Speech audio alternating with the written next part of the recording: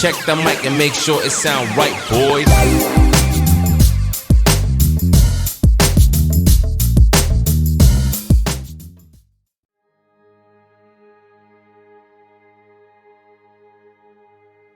Here's what leadership is. The challenge to be more than mediocre.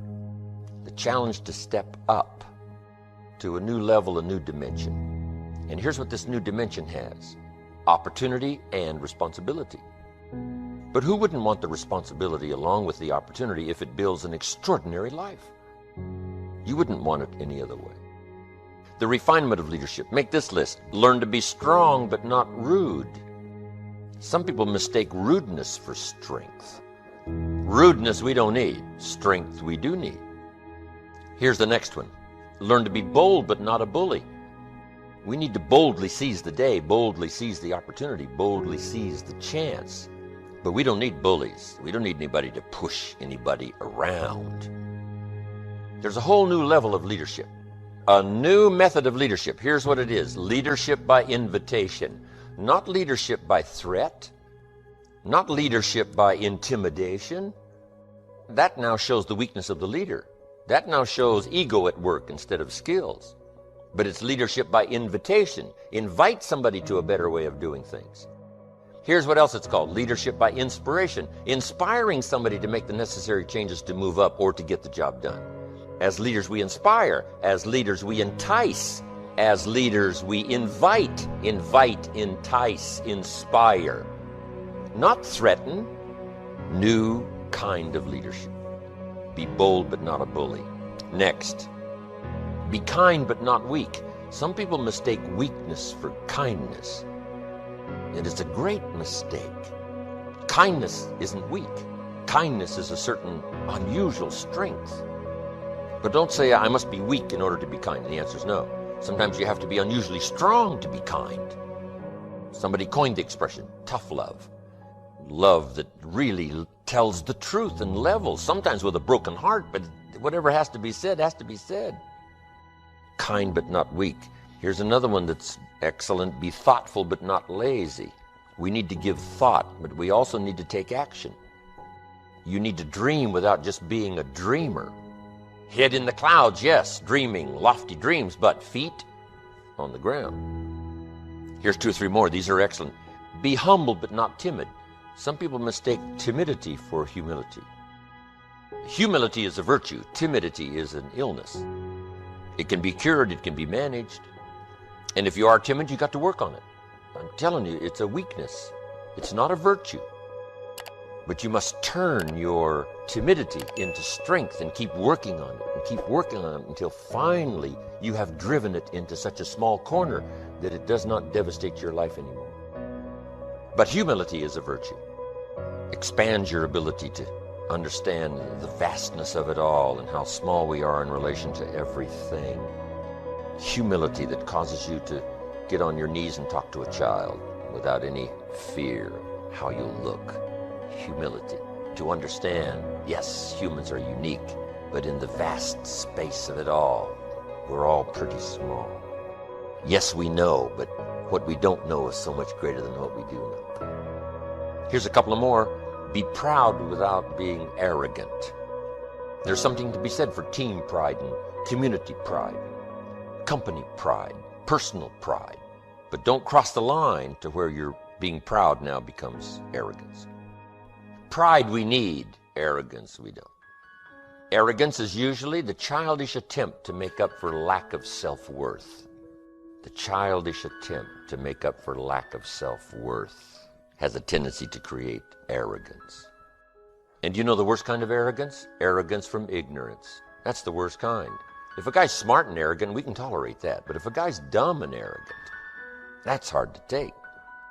So now, all leaders must learn the basic laws so they can use them as illustrations as well as use them for productivity.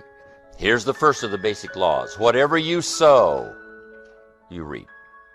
Now here's another way to put it on the positive side. In order to reap, you must sow. Reaping is reserved for those who sow, who plant. To deserve the harvest, you must plant the seed, take care of it in the summer, carefully harvest it, and then do wise things with the harvest. Now, Here's the rest of the law of sowing and reaping. If you sow good, you reap good. If you sow bad, you reap bad. You can't sow bad and hope for good. You can't plant weeds and hope for flowers. It works both positive and negative. Now, here's something else about the law of sowing and reaping. You don't reap what you sow. You reap much more than what you sow. Now, here's what's important to understand on that. It works both positive and negative. The old prophet said, if you sow to the wind, you don't reap a wind. You reap a whirlwind. You got to be careful sowing to the wind. It doesn't come back as a wind. It comes back as a whirlwind. That's on the negative side. But now it also works on the positive side. If you plant a cup of corn, how much do you get back? A cup? No, a bushel for the cup. You get back much more than what you plant.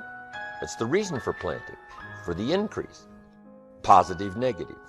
Now here's the next key to the law of sowing and reaping. Sometimes it doesn't work at all. The farmer plants the crop in the spring, takes care of it all summer, is an honorable man, loves his family, is a decent citizen. But the day before he sends the combines into the field, a hailstorm comes along and beats his crop into the ground, and it's gone, it's lost. So this time it didn't work. So now what must the farmer do? He's got to decide whether to do it again or not. Shall we take another chance in the next spring?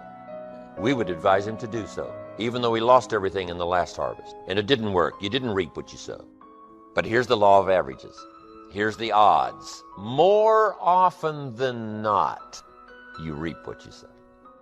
More often than not, you'll have a harvest if you plant in the spring. There's no guarantee, but more often than not. And guess what more often than not is? Pretty good odds. It's better than Las Vegas. Incredible. Next, one of the most important laws to learn is the law of averages. If you do something often enough, you'll get a ratio of results. Once you understand that, the world is yours. Learning to employ people in the unique thing called the law of averages is stunning in its result in terms of fortune, future. In baseball, we call it batting average. Swing 10 times, get a hit. Swing 10 times, get a hit. Nobody bats 9 out of 10. Some of these guys are getting $5, $6, $7 million a year, batting 2, 3 out of 10. So you don't have to be perfect here. All you have to do is understand the law of averages. Now, even if you're only getting 1 out of 10, you can now start to compete. If you've been here a long time, you can get 9 out of 10. I just joined, I can only get 1 out of 10. I'm telling you, if we have a contest, I will beat you. You say, well, you just started, how could you beat me? It's very simple. While you talk to 10 and get 9, I will talk to 100 and get 10. I win. Isn't that clever? Here's what I do if I'm new. I make up in numbers what I lack in skill. Once you understand the law of averages, I'm telling you, it's so exciting to work with the law of averages. Here's the next important law, called the law of faith. Faith is the ability to see things that don't yet exist.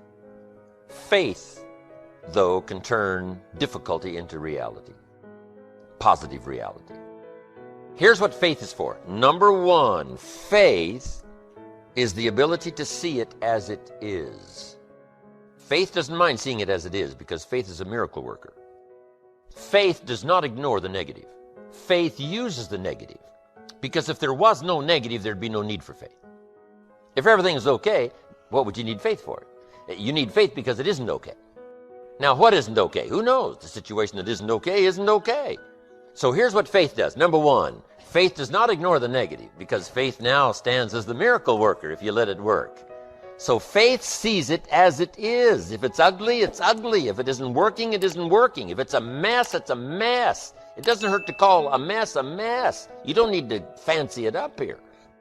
If it's broke, it's broke. If it's miserable, it's miserable. Faith doesn't mind admitting that. Faith doesn't mind seeing that. Here's why. Number one, you can see it as it is. That's the beginning of faith, seeing it as it is. Now, here's the second step of faith. See it better than it is. Couldn't you see beyond the mess? The mess is for today. Couldn't you look into tomorrow? The answer is yes, I guess I could look into tomorrow. Humans have this incredible ability to look into tomorrow, to look into next week. Dream the dreams, make the plans, visualize, use your imagination, see it better than it is. Now here's the third step that turns faith into reality. Make it better than it is. Faith now must be invested in the muscle. But if you invest faith now in the action, you can take any situation and make it better than it is. Next, in the beginning of faith, seeing it as it is. Don't see it worse than it is. Don't blow it out of proportion. Some people have this tendency to blow it all out of proportion and say, well, it can't be that bad.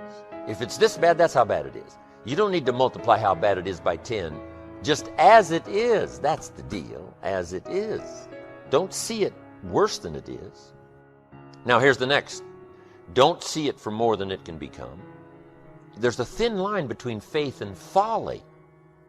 Yes, it's possible to see yourself as a millionaire, but not overnight. Somebody says, well, yes, I can see that. Don't see it for more than it can become in a reasonable period of time. Yes, if it dropped out of the sky overnight, but that's not likely.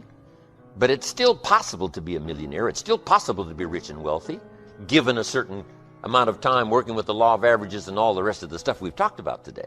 So don't see it for more than it can become, so that you move into folly instead of faith. Plenty is possible without being foolish. Now here's the next one. Give yourself a chance to understand that it could be far more in the future than what you can first see. Take the first step of what you can see, but give yourself a chance to be able to see it for more than what you first see it. On a foggy night, if all you can see is 100 feet, here's what you do. Walk that first 100 feet, now you can see another 100 feet. You can't see the 200 feet. But if you can see 100 feet, you walk the first 100 feet, now you can see another 100 feet. So I'm asking you to take the early steps of faith. Whatever you can see it possible to become, start believing that. Have faith for that. And I'm telling you, as that starts to exercise, you'll be able to see it for more and for more and for more. The possibilities will start to increase in your own imagination. Now make these notes. In leadership working with people, make these notes. Learn to work with the people who deserve it, not the people who need it. Because life operates by deserve. Teaching people how to deserve it, it starts to accelerate self-esteem. You can't believe what a high the beginning of new self-esteem is. If a person hasn't had it for years and years and they've been beat down by their own philosophy and they've been beat down by everybody else. If you start them on the early steps that starts this process of self-esteem, the early self-esteem is even more valuable than the fortune because it comes at a necessary time. Leading people step by step into self-esteem, and self-esteem leads to action, action leads to progress, progress leads to fortune. What else do you want? Here's what I found. You cannot change people, but they can change themselves. The best you can do is inspire and hope, teach and hope. That's the best you can do.